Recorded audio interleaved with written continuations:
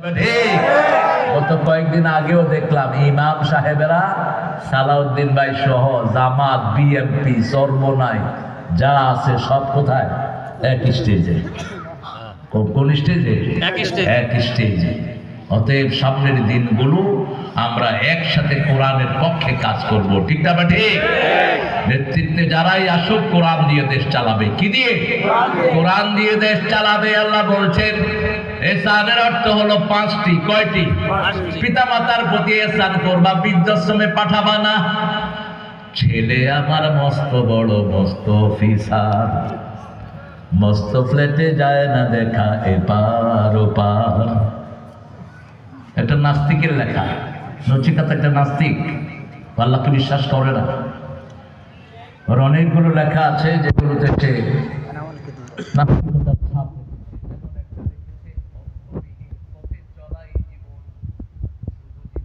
কথা বলাই জীবন না, অন্তবিহীন পথে চলার নাম জীবন না, আল্লাহর পথে চলার নাম জীবন, কোরআনের পথে চলার নাম জীবন, ঠিক না? ঠিক।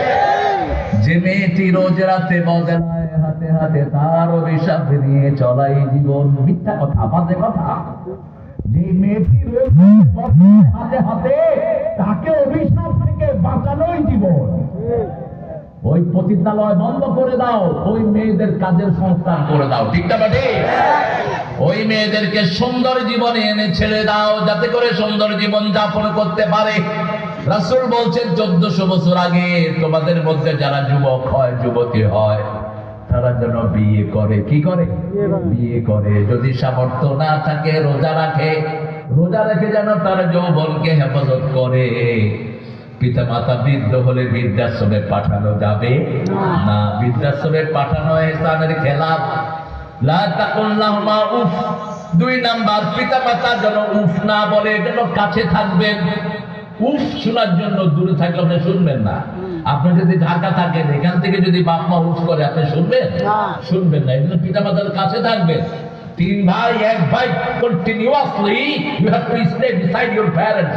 আপনার পিতা মাতার পাশে থাকতে হবে।